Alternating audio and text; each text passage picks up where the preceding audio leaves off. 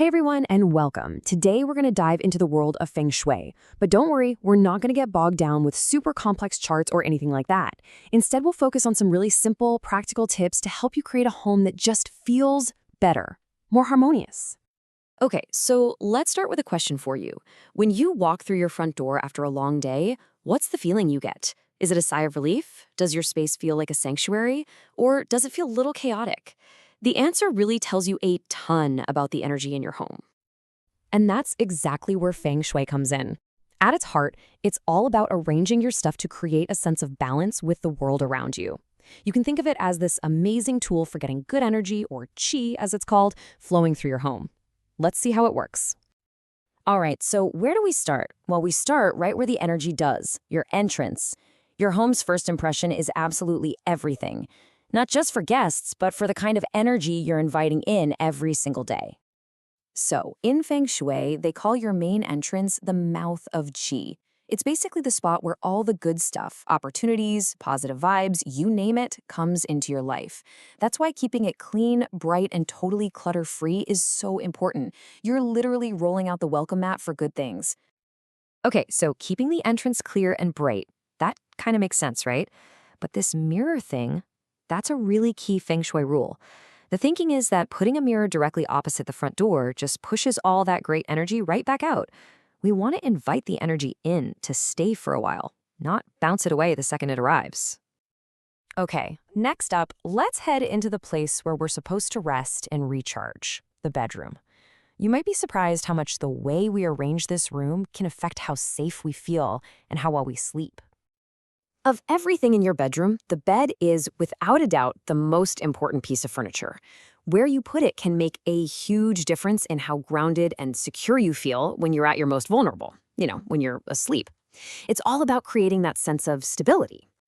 So here you can see what's called the commanding position. It's the sweet spot. You want your bed against a solid wall so you feel supported, and where you can see the door but aren't directly in line with it. The one to avoid, where your feet point straight out the door, is sometimes called the coffin position. Yikes. The idea is it just pulls your energy right out of the room while you're trying to rest. I mean, it really taps into our subconscious, right? We're just wired to feel safer when our back is protected and we can see what's coming. When you've got that set up, your nervous system can finally truly relax, which leads to much, much better sleep. Now, let's talk about mirrors. They can be tricky in the bedroom. Yeah, they make a space look bigger, but you've got to be super mindful of what they're reflecting, especially when you're trying to sleep. The big rule here is to avoid having a mirror reflect you while you're in bed. The idea is that mirrors have this very active energy, and that can really mess with the calm, quiet vibe you need for a good night's sleep. If you've got a mirror facing your bed, maybe try covering it up at night or just finding a new spot for it. All right, so we've sorted out the entrance and the bedroom. Now let's look at a few other super quick ways you can boost that positive energy all through your house. Here are 3 of my favorite quick and easy energy boosters.